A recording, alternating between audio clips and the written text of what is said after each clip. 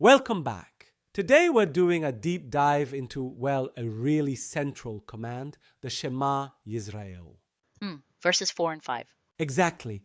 And it's this call to love God, not just partly, but with everything you are, integrated, wholly. That's the core of it. It's the foundation for the whole covenant, really. The idea is God is one, so your devotion has to be unified, singular. And failure means fragmentation, breaking yourself apart.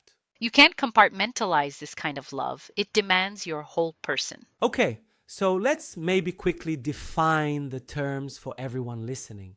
There are three key points here: Levav, Nefesh, and Me'od. Right? So nefesh is maybe the easiest. It's your life, your being, your existence itself. Your life force, got it. And Me'od? That's everything you have or can do. Your strength, your resources, your energy, your capacity for action, your stuff, basically. Okay, resources, actions, but the big one seems to be Levav, the heart. Yes, but crucially, not just emotion as we often think of heart. In Hebrew thought, Levav is much deeper. It's the inner core. Your thoughts, your will, your conscience. It's the command center. The command center, I like that. So the Shema is saying this command center, the Levav, has to direct the whole operation, your life force, your resources, everything. It's about integrated, whole person love, governed from that inner core of will and understanding. So, looking back historically, where did this integration first break down? In ancient Israel, how did that fragmentation manifest? Look at Judges or 2 Kings. You see systemic idolatry, right? Worshipping other gods. Which directly denies the Lord's oneness, the Shema. Absolutely. But that inner division, that split loyalty in the Levav, it didn't stay internal. It inevitably fragmented their miad too, their actions, their resources. Ah, okay. So that's where the prophets come in, like Amos. Exactly. Amos, Isaiah, others, they hammered this point. You can't claim to love God, even do the temple rituals, but then ignore justice, oppress the poor. Neglect the ethical demands. It shows the miad, the resources and actions, aren't truly governed by wholehearted love. It's selective. It's practical proof the Shema isn't being lived out. Ritual without justice is a fragmented faith. Okay, fast forward a couple thousand years.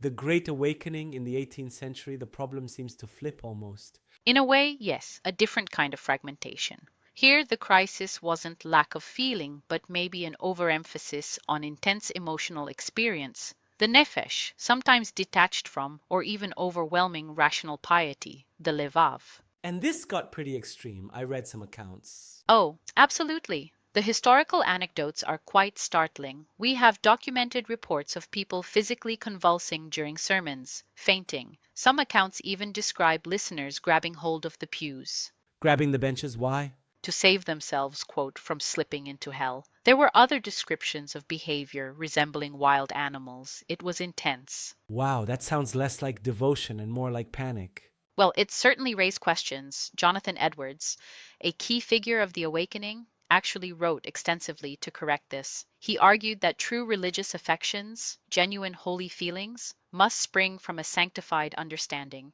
from the Levav. So the emotional fervor, the bodily effects, Edward said those are unreliable signs on their own. Deeply unreliable. The Levav, the mind and will informed by truth, has to be the root. Otherwise, the Nefesh runs wild. Third example, the New Testament era, the Pharisees.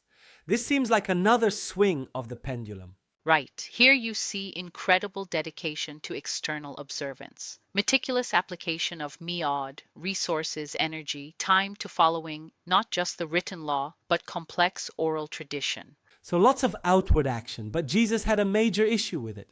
A fundamental issue. He saw it as fragmented. Their miad was active, yes, but disconnected from the inner core of love and the law's true intent. Remember Matthew 23. The mint, dill, and cumin critique. Exactly. He says you tithe these tiny herbs meticulously. Great application of miad on the small things. But you neglect the weightier matters, justice, mercy, faithfulness. So it's selective mi'od again, but this time driven by self-righteousness, not idolatry. And it missed the whole point of loving God and neighbor. Precisely. Jesus actually affirms the Shema, but highlights the need for dianoia, the mind, understanding integrated with love. It's always about the whole person, governed from the core. So across all these periods, ancient idolatry, the awakening's emotionalism, Pharisaic legalism, the root failure seems consistent. It really does. It always comes back to the failure of the Levav, that cognitive volitional core to properly govern the nefesh and me'od in singular integrated devotion to God.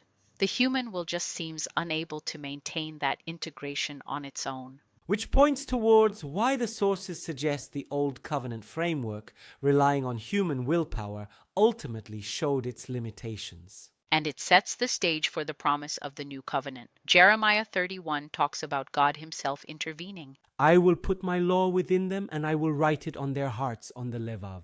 Exactly.